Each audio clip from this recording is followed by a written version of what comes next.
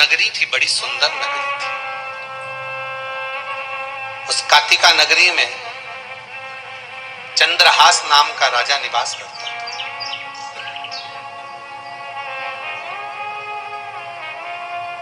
मां, चंद्रहास राजा बड़ा धर्मात्मा, पुण्यात्मा, सत्कर्मी था, भगवान की भक्ति में डूबने वाला था। यहां पर एक ब्राह्मण और एक ब्राह्मणी भी रहते थे। ब्राह्मण का नाम धनेश्वर था। भगवान कृष्ण कह रहे हैं मां, वो धनेश्वर ब्राह्मण की धर्म पत्नी बड़ी ज्ञानवान, बड़ी विद्वान थी। इनके यहां कोई कमी नहीं थी, कोई कमी नहीं। बहुत ध्यान दीजिएगा महाराज। एक दिन राजा चंद्रहास ने धनेश्वर को बुलाया और धनेश्वर को बुलाकर राजा चंद्रहास ने कहा, तुम्हारे यहाँ बहुत संपदा, सुख, सब कुछ है, इसके बाद भी आपकी धर्म पत्नी और आपका चेहरा उतरा हुआ रहता है, कारण क्या है? राजा चंद्रहास भी धर्मात्मा है और धनेश्वर भी धर्मात्मा, बड़े धर्मात्मा थे। क्या बात है, आपका चेहरा उतरा हुआ है? वो कारण केवल एक है, सारा सुख भगवान ने दिया, संपदा भी दी, दौलत भी दी, सत्ता भी दी, सारा वैभव हमको दिया है, पर भगवान ने गोदी में संतान नहीं दी। धनेश्वर राजा ने कहा, तो राजा ने कहा तो चिंता क्यों करता है?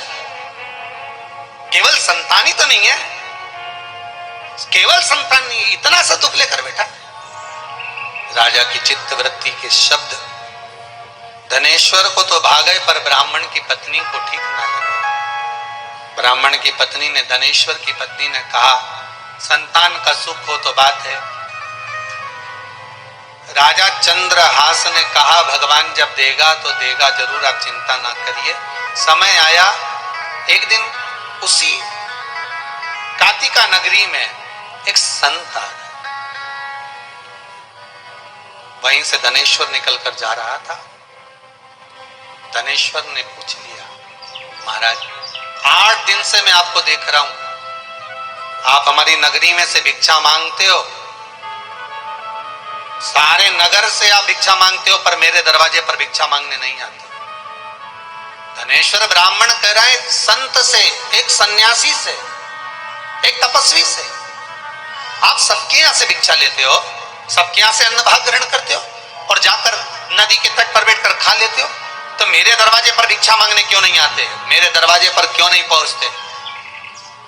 धनेश्वर के शब्द सुने तो संत ने कहा, भाई बात इतनी सी है कि मैं तेरे यहां से भिक्षा कैसे लूं, क्योंकि जैसे लक्ष्मी अपूर्ण थी ऐसी ही तू भी तो अपूर्ण है, तेरी धर्म पत्नी भी अपूर्ण है। मैं तुम्हारे यहां से भिक्षा कैसे ले सकता? मैं तुम्हारे यहां से भिक्षा लेकर पा नहीं सकता।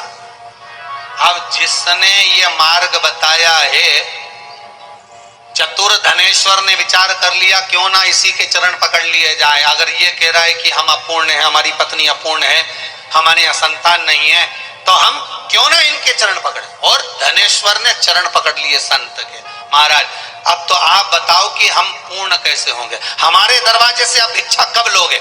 जब तुम्हारे यहाँ संतान होगी। तो संतान कौन देगा? संत से पूछा। संत ने कहा, ये तो परमात्मा के हाथ में। अच्छा, ये परमात्मा के हाथ में? हाँ। परमात्मा किसके हाथ में? तो कहा, संत, साधु, ब्राह्मण, भजन करने वाला भक्त, भगवंत, भगवान भक्त के हाथ में। धनेश्वर ने पूछा, तो आप कौन हो? भक्त ही तो हो ना। अब आप बताओ मेरे घर में संतान कैसे आई? बोलो।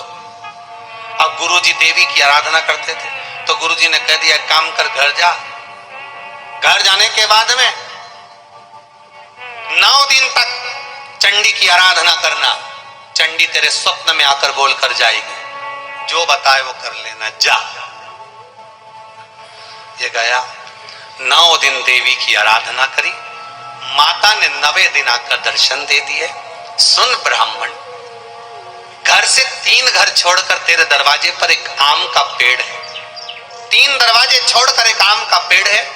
उस आम के पेड़ में 21वें दिन एक आम लगा मिलेगा, उस आम को तुझे तोड़ना है। तोड़ने के बाद उस आम को तेरी धर्म पत्नी को खिलाना है, तेरी पत्नी का गर्भ ठेर जाएगा। पर सुन ब्राह्मण, तेरा बालक मात्र 16 वर्ष तक जीवित रहेगा। 16वां वर्ष का जन्मदिन उसका मनेगा, एक दिन पूर्ण होंगे 24 घंटे और तेरा बेटा मर जाएगा। अभी गया 21वें दिन इसके फल भी मिल गया। अब वो फल लगा ऊपर, कोई ऐसे ही फल मिल जाएगा? अब आम के पेड़ पे 4-5 बार चढ़ा गिरा, चढ़ा गिरा, पर वो फल हाथ में नहीं। बहुत प्रयास किया, फल मिलेगा जरूर। इंतजार करना, भगवान पर विश्वास रखना। धनेश्वर ने उस फल को पाने के लिए सतगुरु की शरण ली। गुरुदेव, माताजी ने कहा था 21वें दिन फल मिलेगा, मेरे को फल मिल गया, सामने लगा भी है, पर मैं खा नहीं पा रहा हूं, मैं लेकर आ नहीं पा रहा हूं, मैं चढ़ता हूं, गिर जाता हूं, बार बार प्रयास कर रहा हूं पर नहीं मिल रहा। जब बार बार प्रयास करने के बाद थाली खसक जाए, भोजन ना मिल पाए, कोई काम ना हो पाए, तब सदगुरु के पास जाना। गुरु कुछ भी एक उपाय बता देगा, बाबा कहीं करुणा कर देगा। फिर फल मिल ही गया। धनेश्वर को कहा एक काम कर, जिस वृक्ष पर चढ़ रहा है आम के, देवी ने बताया है ना, चंडी देवी ने उस फल को बताया है ना, चंडी देवी ने उस वृक्ष को बताया है ना, तो अगर भगवान ने उस वृक्ष को प्रेरणा दी है तो वो वृक्ष साधारण नहीं हो सकता। उसको विनती कर, हे वृक्ष देव, कृपा करोगे, हमको ये फल दे दीजिए। माता की आराधना करना, कुल देवी देवता का स्मरण कर कर, प्रणाम कर कर उस वृक्ष को दंडवत करना और दंडवत कर कर चढ़ जाना। तब धनेश्वर ने उस वृक्ष को दंडवत करी। अब दुनिया के लोग कहेंगे, बताओ बेलपत्री के पेड़ को दंडवत करने से क्या होता है? लोग कहेंगे पीपल के पेड़ को दंडवत करने से क्या होता है? लोग कहें कि बड़ के पेड़ को दंडवत करने से क्या होता है? ये हिंदू धर्म है, हमारा शास्त्र है। हमारे यहाँ वृक्षों की भी पूजन होती है तो नदियों की भी पूजन होती है, पशु और पक्षियों की भी पूजन होती है। आम के वृक्ष ने कृपा करी, धनेश्वर ब्राह्मण ऊपर चढ़ा। ऊपर चढ़कर धनेश्वर ब्राह्मण ने उस वृक्ष पर केवल एक फल लगा हुआ, पूर्णिमा शिव महापुराण की कथा कहती है, केवल एक फल धनेश्वर ब्राह्मण को मिला। धनेश्वर ने विचार करा, इसके सिवाय कोई दूसरा फल तो नजर भी नहीं आ रहा, यही फल होगा जो माता चंडी देवी ने बताया है। वही फल धनेश्वर ने ले लिया, पत्नी को दिया, पत्नी ने खाया। एक पुत्र का जन्म हुआ जिसका नाम देवीदास था। क्या नाम पड़ा?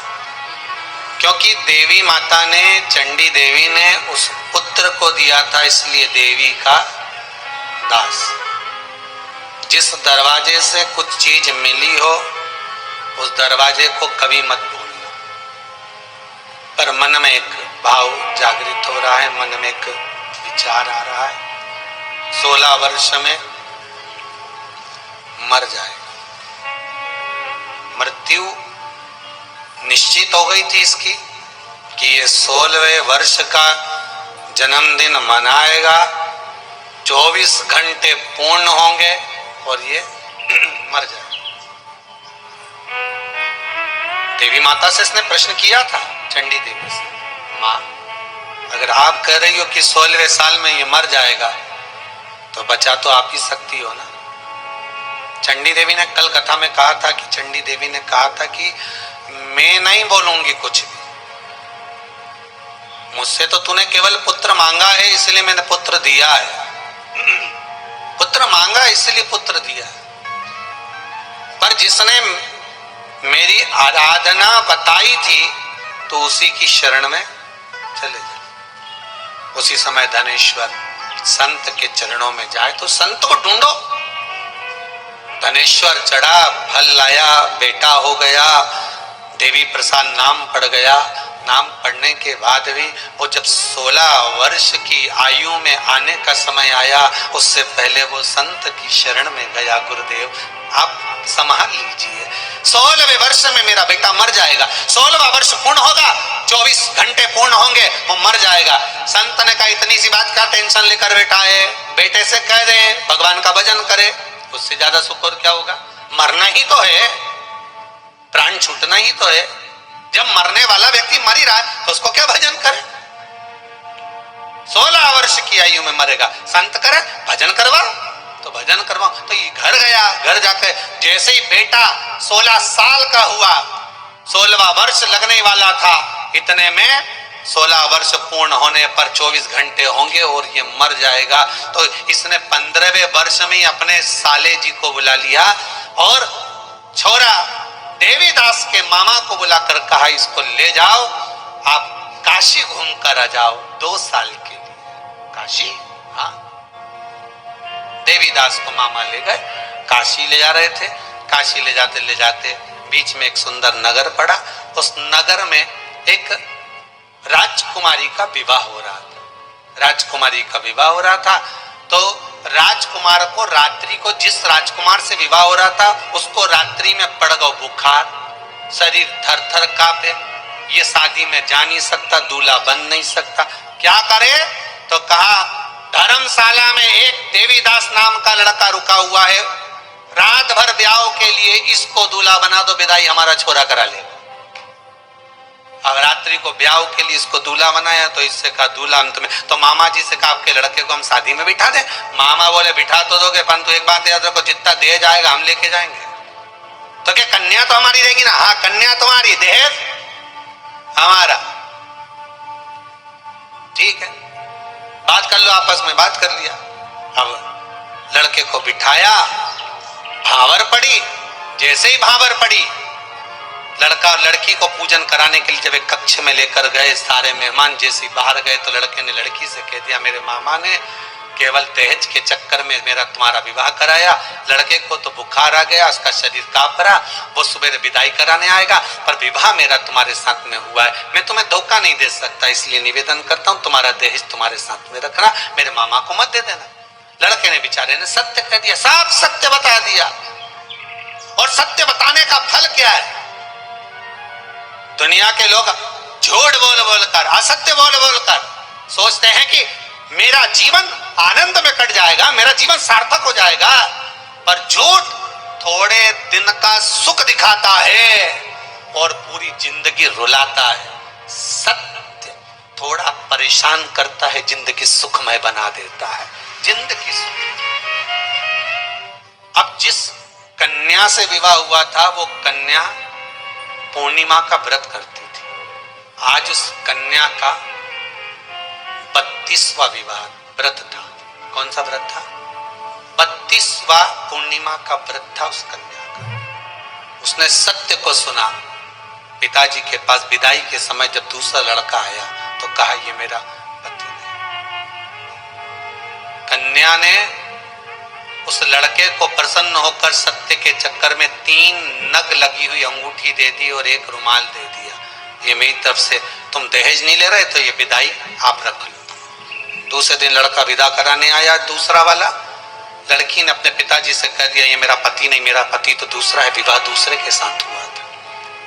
लड़का कहता है मेरे साथ ही विवाह हुआ था। नहीं, तुम मेरे पति नहीं हो, विवाह मेरा दूसरे के साथ हुआ, देवीदास के साथ। क्या प्रमाण है? प्रूफ दिखाया जाए, सबूत दिखाया जाए। लड़की ने लड़के को बुलवा कर कहा मैंने तुम्हें कल रात्रि को दिया मिलाई के समय पर, पूजन के समय पर सोने की अंगूठी दी थी 3 नग की, जरा दिखाना। लड़के ने तुरंत सोचा कि अंगूठी मंग रही होगी तो उसने दे दिया। राजा समझ गया कि मेरी लड़की का विवाह उसके साथ हुआ। उसने कहा मैं विवाह तो कर लूं, मना नहीं है, तुम्हें साथ रख भी लूं, मना नहीं है, पर मेरे को 16वें वर्ष के 24 घंटे पूर्ण होंगे और मेरे प्राण छूट जाएंगे। उस कन्या ने कहा कि मेरा विवाह तुम्हारे साथ हुआ है और कल मेरा 32वां पूर्णिमा का व्रत है और कल ही तुम्हारे 16 साल पूरे हो रहे हैं। अब मुझे देखना है कि भोलेनाथ तुम्हारे प्राणों को हरता है कि मेरे व्रत को रखता है। उधर माँ दुखी होकर 16वां वर्ष पूर्ण हुआ, 24 घंटे पूर्ण हो रहे थे। बेटा मामा के साथ काशी पहुंच गया, गंगा नहाकर निकल रहे थे, 24वां घंटा पूर्ण हो रहा था। चंद्र अपने वेग में आ रहा था, इसके प्राण छूटना थे, प्राण छूटना थे। उसी समय पर एक बड़ा नंदी बैल दौड़ता हुआ आया, लड़के को कुचलकर धक्का मारकर गया। मामा रोने लगा, मेरा पुत्र को क्या हो गया, मेरा भांजे को हुआ क्या? मामा उठाने लगा, गंगा का जल छीटा, ब्राह्मण का बालक वो वापिस धनेश्वर का पुत्र देवीदास जीवित हो गया, वापिस जीवित। पार्वती जी ने शिव जी से पूछा, इसका तो आज अंतिम क्षण था, इसको तो मरना था, इसके तो प्राण छूटना थे, फिर ये जीवित कैसे रह गया? शंकर भगवान बोले, काल तो आया था, बड़ा विकराल काल था, पर मैंने नंदी को भेजकर इसको घात पड़वा दी, थोड़ी सी घात में इसका काल टाल दिया और इसको निकाल दिया, थोड़ी सी घात। पिछली कथा में कहा था कि लोग पूछते हैं, गुरुजी ये सामने गाड़ी के सामने कुत्ता आ जाए, ये कुत्ता सामने आ जाए तो ये दोष है? अरे भैया, तेरे पाप कर्म इतने प्रबल थे, इतना पाप कर्म प्रबल था कि तेरी गाड़ी के सामने किसी मनुष्य को आना था, भगवान ने तेरा पुण्य थोड़ा सा देखकर मनुष्य को हटाकर कुत्ते को भेज दिया। कहीं थोड़ा सा पुण्य जब सामने आता है, थोड़ा सा पुण्य जब आड़े आता है, थोड़ा सा पुण्य सम्मुख में पहुंचता है, तो कहीं आना किसी को था और कम दोष होगा तो मेंढक सामने आ जाए, चींटी आ गई, थोड़े पे निकालना चाहता है, दुख तो बहुत बड़ा है, तकलीफ बहुत बड़ी है, कष्ट बहुत बड़ा है, बहुत बड़ा रोग है, बीमारी है, कष्ट है, दुख है, आने वाला है, पर कहीं शिव महापुराण की कथा सुन ली, कहीं शंकर का अनुमोदन कर लिया, कहीं शिव तत्व में डूब गए, इसलिए भोलेनाथ ने तुम्हें बचा लिया। ऐसी है पूर्णिमा की कथा कि मरने वाले के प्राण भी बचा लेती है, अखंड सौभाग्य।